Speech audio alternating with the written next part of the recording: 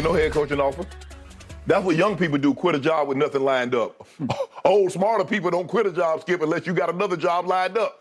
Why would he leave Dallas? Skip, you telling me if he got a head coaching job, if Denver offered him that job, if Arizona offered him that job, I don't know another job that's available. Let's just say, hypothetically, there's another team out there, and they offered him a head coaching job. He gonna say, nah, I got unfinished business back here, so I'm gonna stay. Stop it. That's what happened. Dan Quinn did not get a head coaching job offer. So he would have been foolish to leave a job, a very good job as a defensive coordinator for the Dallas Cowboys and hoping that what? You leave a job for what? Like I said, that's what young people do. They don't know any better, that you're not supposed to leave a job without having something already lined up. As you get a little older, Skip, you realize, because I hear people all the time, I was like, yeah, I just moved out. I said, where'd you move? I left such and such. I said, you got a job? No, I just packed up. What? 18, 19, you just pack up and you ain't got no job? Or you quit a job with nothing lined up? I said, bless your heart, though. But no, this is a great situation for Dan Quinn. He's the coordinator of the Dallas Cowboys, young, fast, and he's built that defense up, skipped to 2 years. That defense looks totally different than it has in the past. But Skip, Dan Quinn ain't getting no head coaching offers. That's why he's back as the Dallas Cowboys defensive coordinator. Now, he can sing that praise, we've got unfinished business. But we see coaches all the time, Skip, get a head coaching job, and they have unfinished business back there, but they leave it unfinished. Well, let somebody else clean it up. I'm going to get a head coaching job. That's what happened. You know it, and I know it, too. I don't know it. I honestly don't, and I'm not So you think he got a head coaching job offer? Let's go back a year. Again, he was the reported front runner for 2 jobs a year ago, Chicago and Denver. And then what happened? I don't know what happened. I know what happened. They hired Nathaniel Hackett because they thought they was getting Aaron Rodgers' packet deal. And what's the other team you said? Chicago. Chicago, they Eberflus. If they had offered Dan Quinn those jobs, Skip, the man wants to be. Once you become a head coach, Skip, you don't want to be no coordinator. You take a coordinator's job to build back up that resume so you can get in line to get a head coaching job again. I hear you, but Jerry got involved both times.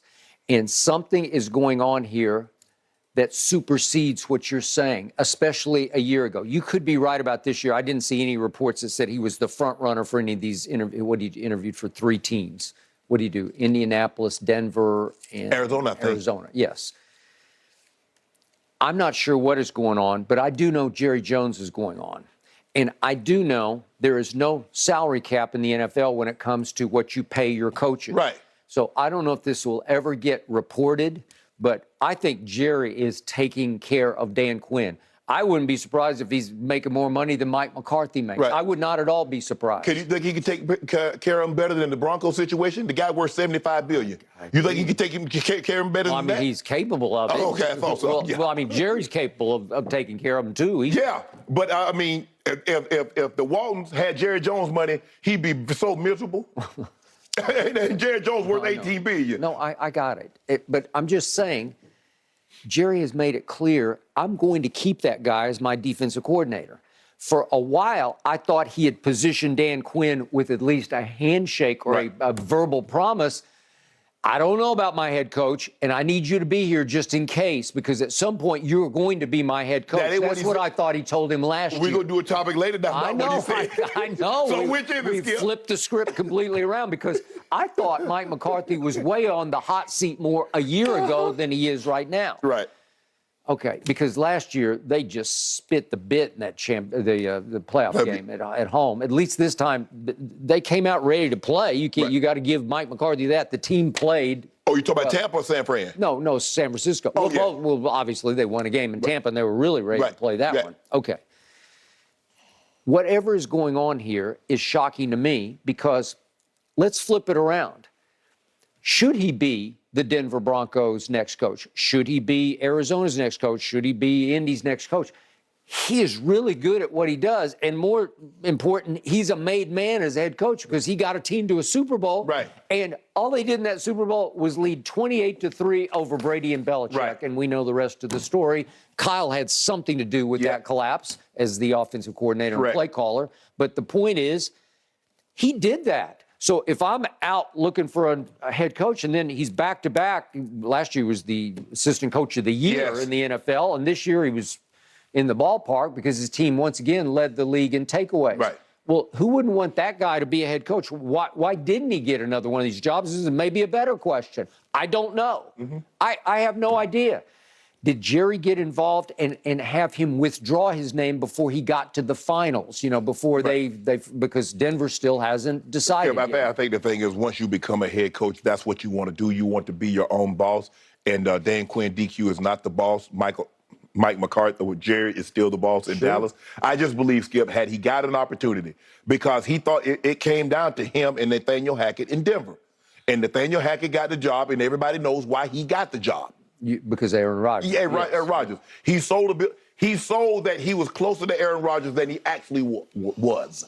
And they bought it. I don't know. It seems like he was pretty close. I mean, Aaron's spoke glowingly about him, and now he lands in I'm gonna the get you a Jets. job, then I'm gonna take this $50 million a year from them and go back to my situation, and everybody's happy. I get what I want. I got you a head coaching job. So you don't think Aaron Rodgers is going to the Jets right now because they just named Nathaniel Hackett as their new coordinator? No. Okay. And the issue that you have with Nathaniel Hackett is he did not call the plays in Green Bay, but I will give him credit for this. He did call them for Jacksonville when they rose up and got to the AFC Championship. I was going to say, when he called those plays in Denver, they were terrible, the ones he called in Denver. He should have called those ones he called in Jacksonville. Well, it was a disaster, although you could attribute some of that to your new quarterback. Yeah, right? yeah, and Russ I didn't trust. Thank you. Okay. I am pleasantly shocked over this because the fact that he's coming back at least gives me a chance, because I was... A chance to do what? I was so devastated this past Monday because I thought we are going to lose him as the driving force of our defense. Obviously, he can't do what Micah does on the field, and you still got Micah Parsons, who slid back slightly this year. He wasn't quite what I thought. But if you keep the continuity, as McCarthy said, on defense, the real head coach of this team, the driving force as the CEO of this team is this guy. This is the guy. You do realize you kept somebody else on the other side of the football too, huh? The offensive coordinator? Nah. The guy that throws the ball. I you kept him. Okay, yeah. So what you gonna do about him? You say you happy you kept him? I agree with that point because that undercuts everything. Exactly. Because you're still stuck with Dak unless you figure out a way to get out from under. You not figuring out the way. Stop that. You try to put that in the air. I'm putting it out there because that's what I would do in a heartbeat. I would trade him straight up for Aaron Rodgers. It makes sense salary cap wise if Green Bay would do it. I just don't even know if Green Bay would do it. No. Okay, because they do want out from under Aaron Rodgers, I believe. So you can have 29-year-old Dak, and we'll take 39-year-old Aaron for 2 years and see what. But we got roll the dice. But don't we got 23-year-old, 24-year-old Jordan Love? Okay, you do. I don't know. That's up to you. But I'm just saying, I've had enough of Dak Prescott. Skip, and I'm not Skip. I think DQ is unbelievable. They're the first team to lead the league in takeaways since the Steelers back in the early 70s. They did it 3 years in a row. So it's very hard. They finished in 5th in points allowed, 12th in yards allowed. Michael Parsons is a 2-time Defensive Player of the Year nominee. Yep. He's a 2-time first-team All-Pro. So a lot of that development is DQ. I think George Edwards, who's his linebacker coach, I think he got relieved of his duty, and he said something. He tweeted something great at him. Yeah. But at the end of this, Parsons, Lawrence Diggs, all were named to the Pro Bowl. So, Skip, but you still only scored. You held the Niners to 19 points, and you held Tampa to fewer than that. But what about what you gonna do about the guy that touches the ball 65 times a game? I can't undo it. You got me. But what did I tell you going into the year? My team's going to go as far as Micah, and the defense carries the team. You can't, but Skip, Okay. There's not a defense that can overcome bad quarterback play. There's not. Well, that's just what happened. Exactly. Because my defense, I don't know, could it play much better, except for Diggs dropping the interception? Right. But No. Seriously, can it play much better? I don't think it can. You keep all the big guns in check. McCaffrey doesn't kill you. Debo doesn't kill you. Nobody kills you. No. Nobody kills you. Ayuk, nobody did anything where you said, oh, my God, we can't stop that. They didn't run us off the field, right? Nope. We held them to 19. I predicted we'd hold them to 20, and it was even one better, and we scored 12. And silly me, I thought we could score 30 on them. Okay, well, I did. I thought it'd be 30 to 20. Well, if Dak had hit 3 or 4 throws, maybe it would have been 30. But Skip, you keep saying if he hit 3 or 4 Okay, but throws. they're open. It's not like you didn't do that. It's not like he was trying to force throws into tight windows. I got CD deep twice. Right. I But got Skip, Gallup deep you make it twice. seem like he got Josh Allen or Patrick Mahomes' arm. He threw the ball 50 yards. I saw him throw one to T.Y. Hilton against the Eagles. It was 60 yards in the air, and boy, it was a thing of beauty. It was a 53-yard completion, Skip. Okay, But you maxed him out. He's maxed out at 50, at a little over 50. I know, but these throws didn't even come close. These are bad football throws where you just say, that's terrible quarterback play, right? But Skip, you had seen, Skip, you come out here every year. We do this every year for 7 seasons, you told me.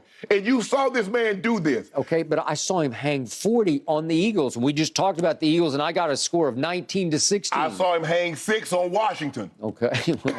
Okay. They hung pick sixes on him. Okay. Right? And at the end of the game against San Francisco, he threw one that should have been Yes. pick six, right? Yes. And he threw 2 early interceptions that are just flat out killers. 7 straight games, the man had at least one turnover. All right. 3 of those games, he had pick sixes. Okay. And you just disregarded all of that, just focused on the Tampa. And you came out here and said it. Say, hey, this is the Dak Prescott I know. Well, he played the game of his life, Yes. not the game of the year, of his life. Yes. Skip, how many times does somebody play the game of their life, in their life, or do something that, oh, that's the best I've ever seen him? You don't say that like 15 times.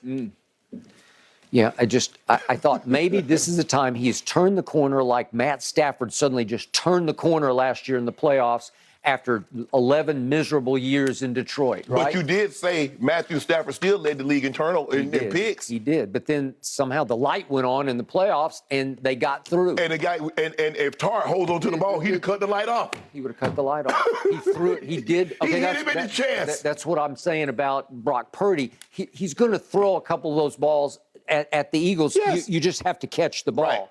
Again, who knows what would, if Trevon Diggs catches that ball, all of a sudden. Well, they don't get points. Okay, You know that for certain. Well, I know that for certain, but it's 9-9. Yes. And we're almost to the fourth quarter at that point because Right. we went into the fourth quarter 9-9. If Trevon just hangs on to the football, I know it's if, but it's not even a very big if. It's a tiny if. If my best ball hawk catches the ball, what happens? They don't go ahead 16-9 early in